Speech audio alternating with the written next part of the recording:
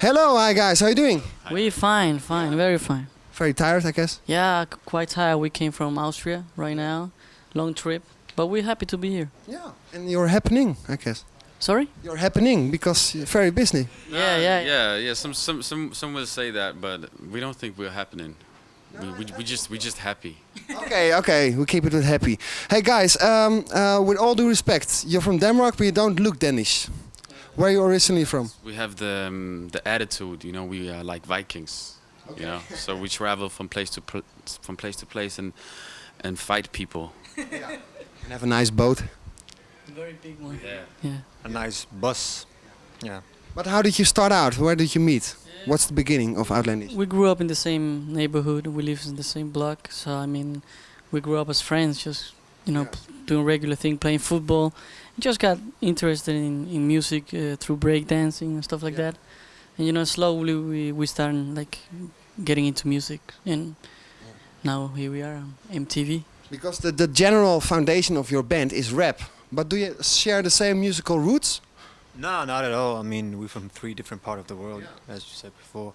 So Lenny, he contributes with the Latin music, and Isam with the Arabic, and me with the Asian, Indian, Pakistani. So it's like a fusion of all 3 sounds with hip hop that makes Outlandish. Yeah. Well, music is a universal language, you know. So that's how you understand each other, you know. But still, it's a great fusion. But I think it's difficult to mix it up. How do you find the balance? We actually don't mix it up. I mean, it's not like every song has a Latin and Arabic and Urdu or Pakistani Asian thing, you know. It's not like that. You have a flavor for the Asian part of Outlandish, and then you have the Latin part of Outlandish and the Arabic part of Outlandish. And also just basically, I mean, we don't think in like Arabic or Asian or Latin. We just think music, you know. I mean, this is the sound that we're doing now is the sound that was in my home, you know. I mean, I was listening to hip hop in my room. My mother was listening to some Arabic music in the living room, you know. And if you would open the doors, you would listen to the sounds mix, you know. So basically, it's just the sound that we were raised up in. I mean, and that's pretty much it. But it's very hard for people like me to label your music. But if you have to label your own music, how would you do that? Well, it's hard for us too to label it. I mean, it's hip hop, you know, but we have a more European sound to it. So I guess it's more like European hip hop with a lot of different ethnic flavors into it. Because in general, basically, it's the same recipe as the Americans are using. Americans are using their roots, and into that they put some beats into it, you know. They use old soul music or jazz music, blues, whatever. And instead of going into the same files as the Americans, we go into our files, and our files, our roots is you know, Asian or Arabic or Latin, you know. So basically it's the same thing. It's just hip hop. It's just it's in another part of the world, you know. I think if you go to China or Japan, you will find another sound of hip hop too, you know, which is more like ching ching chong chong. I kind of like that. but now you're becoming popular or are popular. Do you feel you have a public function towards the ethnic minority in Denmark and maybe the rest of Europe? Of course, we can't hide the fact that there's a lot of people like us in the different societies around Europe and the world, you know. And I mean, when we were growing up, we didn't have any people who were like us in the medias to look up to and like idolize, if you can say. So now that we're here, I mean, some kids might see us as an inspiration, you know, to like do something good in their field. Might not be music, might be like a boy who wants to write a book or become a journalist like you, or a host or whatever, you know. So as long as that's what music also is about. It's about sharing, inspiring people, you know, and doing something positive with themselves. But are you looking for that role or just something that came across? It's just something that came. Because music is, I mean, it depends on, as an artist, why you're into music, you know. Is it because of the girls and the money and the fame? Then you pretty much don't care about the role model thing, you know. But it also has to do something with your lifestyle, you know, what kind of life you're living, you know. And if you're into the thing with the idolizing and getting the fame and the money, then you pretty much don't take the responsibility. But I think as an artist today, I mean, music is plays such a big role in our lives today that artists needs to be more careful of what they say and how they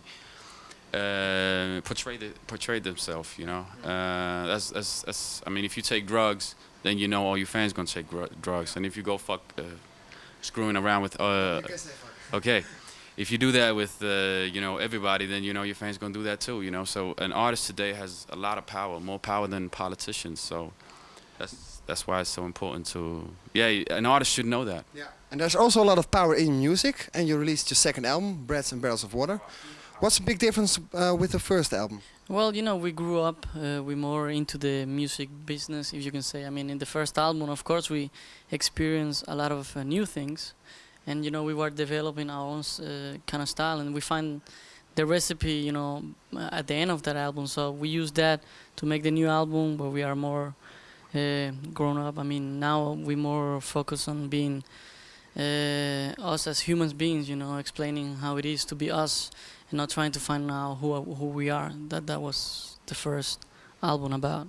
So yeah, more grown up, I guess. Your music is very universal.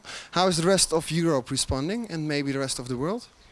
Pretty good. I think it's pretty positive. I mean, we're thankful for everything that's happening. I mean, just coming to the Netherlands and getting the response that we're getting right now. I mean, it's a big thing, you know, because not every Danish artist is trying that, and it's the same thing for the Netherlands, you know. I mean, the artists over here, they know what we talk about, because it's hard to break out through Denmark or the Netherlands or, you know, Hungary or every little state, you know. It's tough to make it internationally. So. But do you get any response from maybe Honduras or Pakistan? Yeah, or I mean, we get fan mails from all over the world. It's quite funny. You get from Uzbekistan from India. You know, we just been to India performing at the MTV Emmys over there, so it was a really good experience. I mean, you just got off the airport and somebody says, "Hey, Outlandish, how are you doing, man?" You know, and it's like, whoa, okay, we're known here, we're famous here as well. So it's like we said, music is universal, and thankfully a lot of people can relate to what we're saying and digging our music all over the world. So it's just all good, and we're happy and thankful. Okay, last question. What are your ambitions in this year, for this next year? Ambitions? We have to finish the new album. We work now. We have some planning to do some promotion in US, probably some touring too. I mean, the US market is like, it's a whole nother chapter, you know, so we really don't know much about it, but we know that we have to release an album over there this year, so it'll be fun. Looking forward to it. I hope you succeed. I wish you all the best. Thanks for this conversation, man. Outland is hier en wij gaan heel snel door naar Mr. Wix. Die gaat knallen.